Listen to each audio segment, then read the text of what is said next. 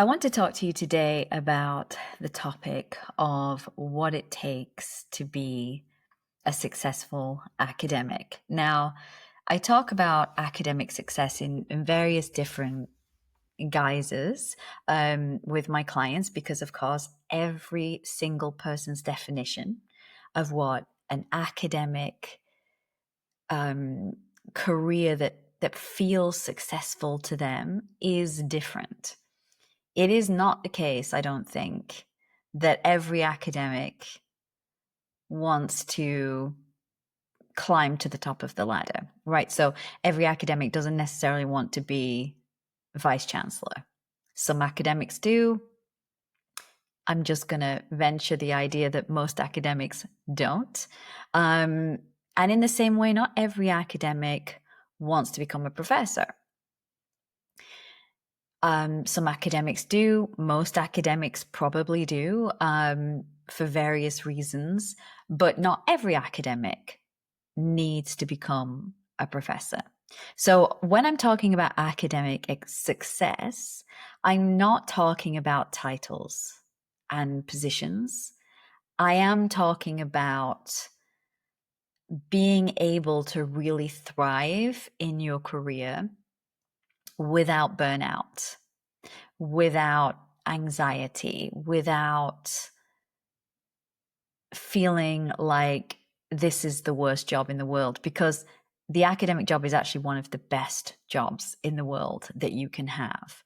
But you can let a lot of other things crowd in and kind of pollute your relationship with what is an amazing opportunity to learn for a living. There are just not many other jobs that enables you to do that. So when I want you to think about academic success, I don't want you to think about what I might define academic success as. I want you to think carefully about how you define academic success. There is no right or wrong answer.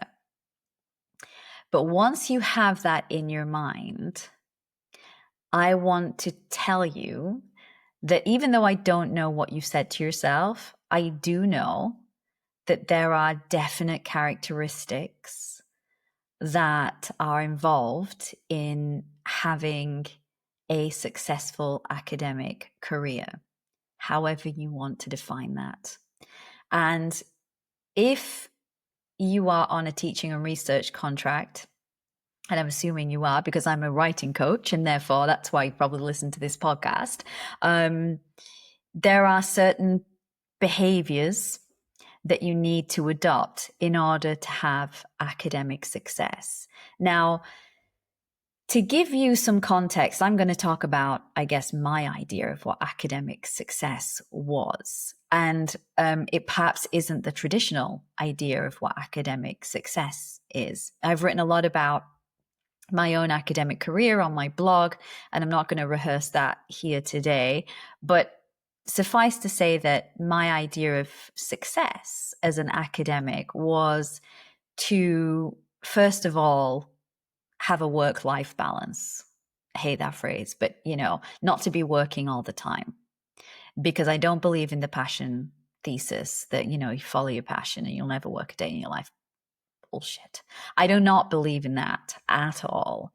So it's important to me that work isn't my life, that work is just one lever in my life that is part of a bigger tapestry of what makes me happy.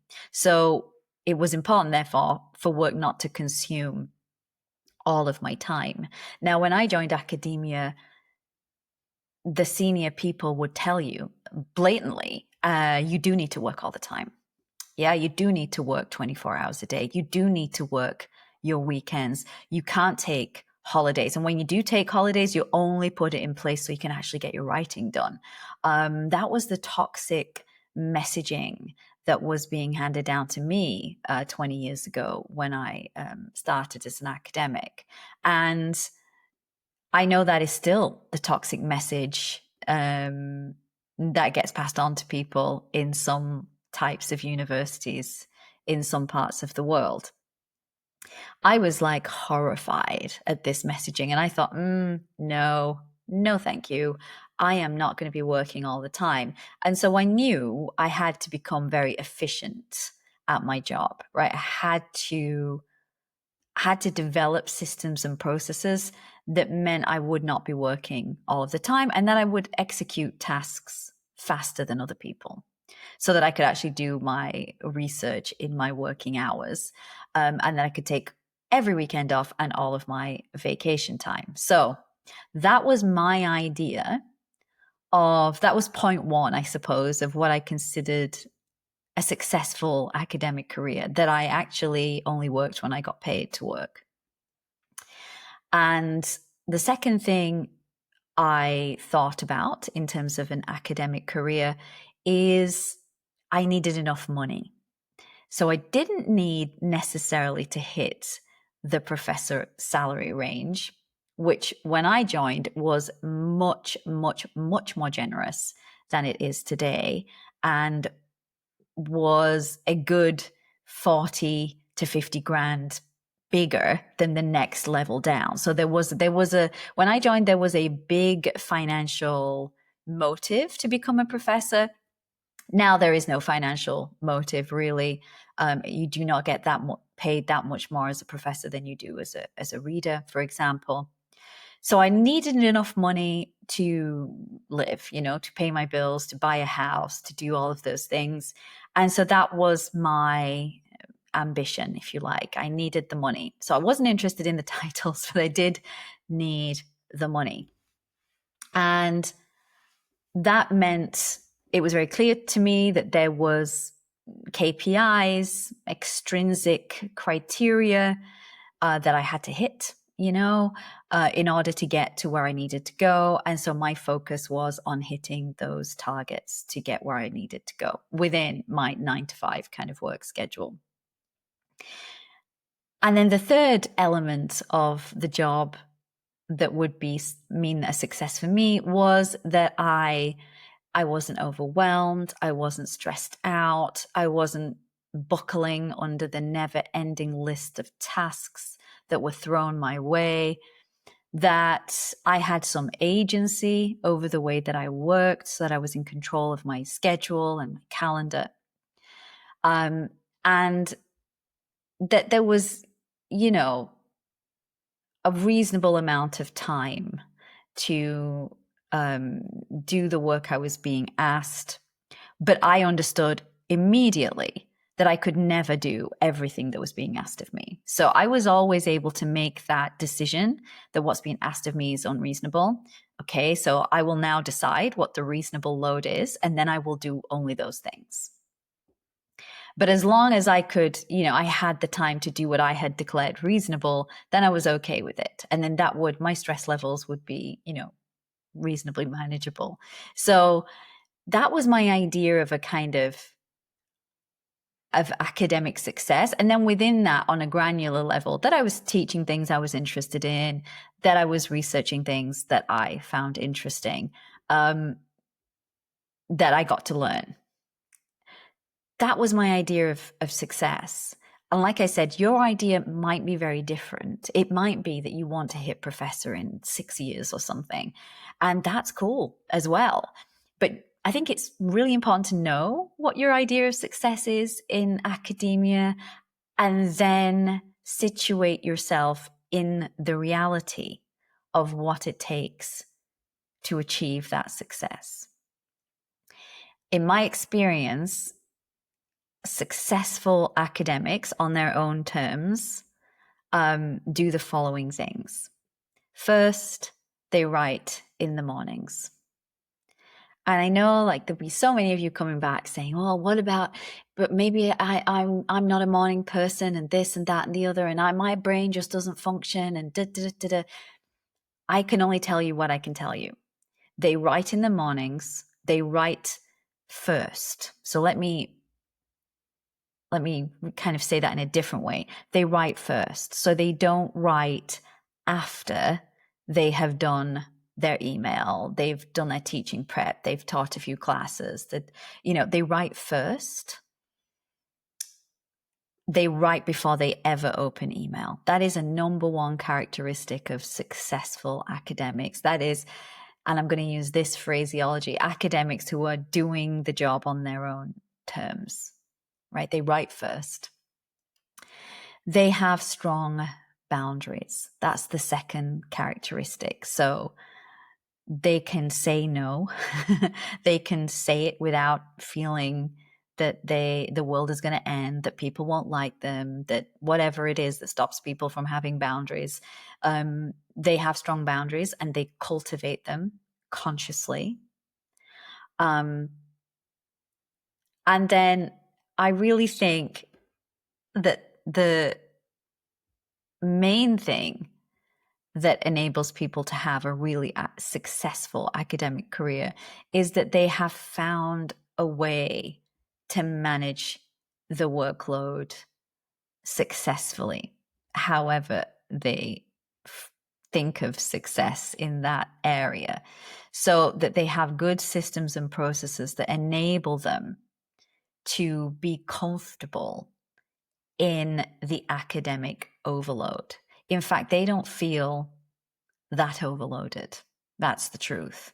So these are the three characteristics that I see in people who feel like they have a successful academic career. Now, I know that there will be a lot of mixed feelings about what I'm saying here. And certainly, of course, some people have easier rides than others, depending on your particular characteristics. I acknowledge all of that. Some people have really great mentors that are going to grease the wheels for them, that are going to enable them to get better jobs, grants. They're going to collaborate with very senior colleagues, and that's really going to accelerate their career progression. All of that is true. I'm not denying that those things are there, but I am saying that you too can have a successful academic career even without those things. Maybe it's not going to be as easy. That wasn't my experience. I didn't have any of those things, just so you know. And, you know, I was pretty successful. So I don't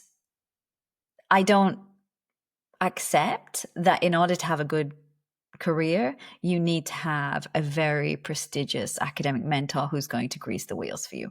We all know people who have those, and yes, their life is easier, but it's not a prerequisite.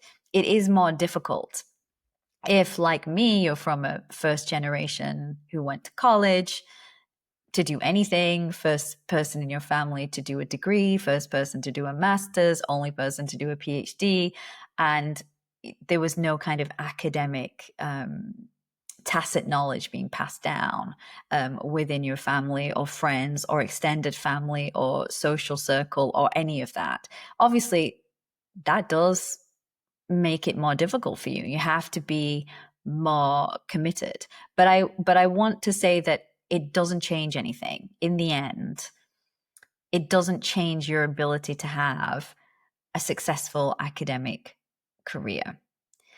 So academic success is something that you need to define for yourself. And it's not, don't let other people define that for you. But once you have defined it, top tip, situate that ambition inside reality.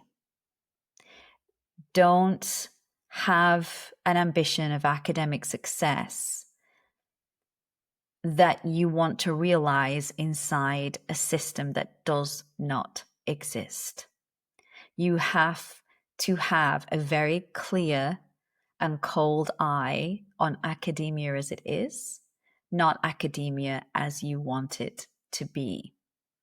It's very hard to be successful anywhere if you can't accept or acknowledge the reality of the circumstances in which you're operating.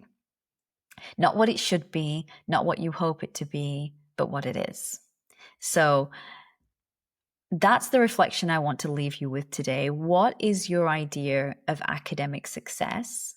And are you situating that in the context in which you actually live? And let's check your characteristics. Are you doing the things that are foundational to building a career on your terms?